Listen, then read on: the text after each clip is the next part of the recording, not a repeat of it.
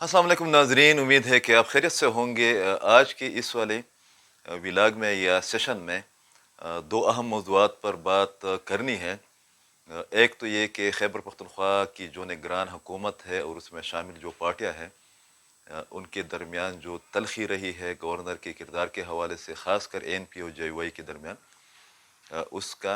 मुस्लिम league नून की आला क़ियादत ने, वज़ीर आज़म ने और आसिफ अली ज़रदारी साहब ने भी नोटिस लिया है। और आसिफ अली ज़रदारी साहब को बाद इत्तलात के मुताबिक गुज़श्ता रोज़ लाहौर में होने वाली एक अहम मुलाकात के दौरान वज़ीर आज़म साहब ने तजवीज़ पेश की है कि वो अवामी नेशनल पार्टी और जे वाई के दरमियान मौजूद कशीदगी के ख़ात्मे के लिए अपना किरदार अदा करे। तवक्को की जा रही है कि आइंदा चंद रोज़ में आसिफ अली ज़रदारी साहब वज़ीर आज़म की इस ख्वाहिश पर कोई इक़दाम उठाएंगे, रब्ताकारी की जाएगी। मगर दूसरी खबर ये है जो कि ब्रेकिंग न्यूज़ कहलाई जा सकती है कि जो इस्टेब्लिशमेंट के कॉरिडोर्स है वहाँ पर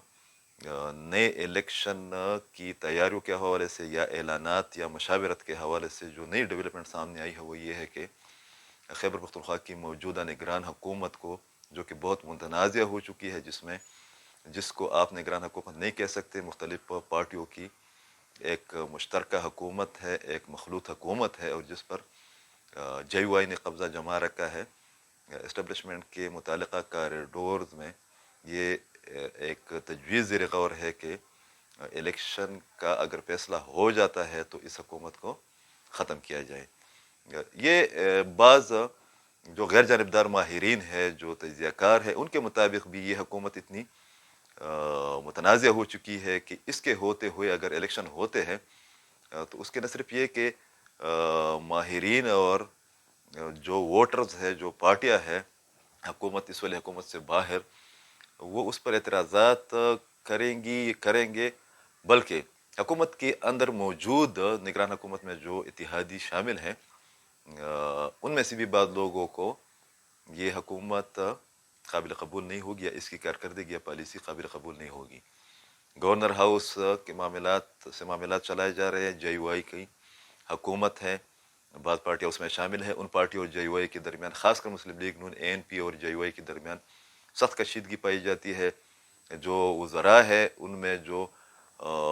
इस्टबलिशमेंट के वज़रा है या टेक्नोक्रेट्स हम उनको कहला सकते हैं, या वज़ीर आला साहब की नामजदगी है, वो हमें कहीं पर भी फ़ाल होते नज़र नहीं आ रहे। जो नज़र आ रहे हैं वो मुख्तलिफ पार्टियों की नामजद करदा वज़रा है। इस सेटअप में या इस ताल्लुकात कार के अंदर नहीं लग रहा कि अगर इलेक्शन होंगे तो वो लोगों को या पॉलिटिकल पार्टीज़ को काबिल कबूल होंगे। इसलिए इस बात का बगौर वो संजीदगी के साथ बगौर जायज़ा लिया जा रहा है कि खैबर पख्तूनख्वा की मौजूदा निगरान हुकूमत को साइड पर किया जाए और एक नई कैबिनेट को सामने लेकर लाया जाए। दूसरी बात जिस इशू पर बात करनी है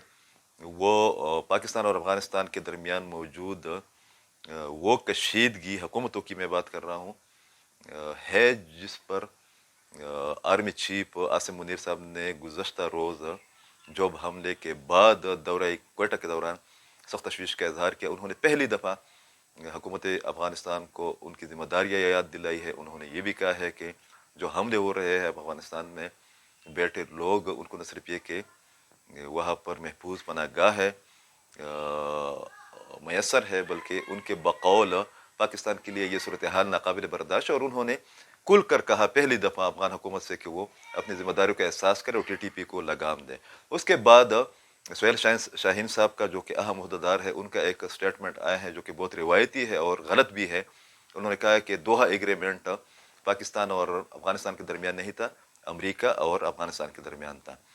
ये इसलिए एक गलत बयान है या एक गलत बयानिया है कि दोहा एग्रीमेंट में वाज़ेह तौर पर जो चंद बड़े नुकात है उसमें एक नुकता ये भी है कि अफगानिस्तान की सरजमीन किसी के खिलाफ इस्तेमाल नहीं होगी, और ये एक इंटरनेशनल मेकनिज़म के तहत ये मुआहिदा हुआ था जिसमें तमाम स्टेक होल्डर और नेटो समेत तमाम पड़ोसियों की उनका स्टेक मौजूद था। तो सुहेल शाहीन साहब ने एक बार फिर पाकिस्तानी तालिबान को TTP को खुश करने की कोशिश की है, मगर जो मुतल्लिका शख्स है ذبیح اللہ مجاہد صاحب، ان کا ایک انٹرویو سامنے آیا ہے ایک غیر ملکی برطانوی ادارے کو. انہوں نے کہا ہے کہ پاکستان اور افغانستان کے درمیان دیرینہ اور دوستانہ تعلقات ہے، ہم ایک دوسرے کے پڑوسی ہے، پاکستان نے ہمیں ہمیشہ سپورٹ کیا. جو پاکستان کا نقطۂ نظر سامنے آیا ہے TTP کے حوالے سے، اس پر ان کے بقول اس سے پہلے بات چیت بھی ہوتی رہی ہے، رابطہ کاری بھی ہوتی رہی ہے، اور سفارتی سطح پر اس کا نوٹس بھی لیا جاتا رہا ہے. ان کے مطابق اگر افغانستان کی سرزمین استعمال ہو رہی ہے تو اس پر مشاورت کی جائے گی، اس کے روک تھام کے لیے اقدامات کیے جائیں گے، جو ایک سینس دیا گیا ہے ان کی باتوں سے. اور ساتھ میں انہوں نے یہ بھی کہا ہے کہ اگر پاکستان میں بدامنی ہوتی ہے، ایک قسم کی صورتحال پیدا ہوتی ہے، تو اس کے براہ راست اثرات افغانستان کی سیکیورٹی معاملات پر بھی پڑیں گے. ایک ایسے وقت میں جب پاکستان اور افغانستان کے درمیان TTP کے معاملے پر کشیدگی بڑھ گئی ہے، اور ماہرین کا خیال ہے کہ یہ جو پریکٹس شروع ہو گئی، خاص کر بلوچستان کے اندر جس منظم طریقے سے حملے ہو رہے ہیں، اس میں وہ پریکٹس یا قوتیں شامل ہے جو کہ سی پیک کے پروجیکٹ کو سبوتاج کرنا چاہ رہی ہے. بڑی حد تک یہ والا سٹیٹمنٹ یا یہ والا بیان خوش آئین ہے جو کہ ذبیح اللہ مجاہد کے طرف سے آیا ہے، مگر جو اطلاعات آ رہی ہے اس کے مطابق پاکستانی اسٹیبلشمنٹ نے سخت ریئیکٹ کیا ہے. جو پاور کاریڈورز ہے ان کے اندر TTP کے معاملے پر افغان حکومت کی کارکردگی پر یا پالیسی پر اطمینان کا اظہار کیا گیا ہے. بعض غیر ملکی میڈیا ہاؤسز یہ خبریں بھی چل رہی ہے کہ شاید پاکستان افغانستان کے اندر جا کر کارروائی کرے. اس کی نوبت نہیں آنی چاہیے، اس لیے کہ پاکستان کو جو چیلنجز ہے، خاص کر سی پیک کی سیکیورٹی کو،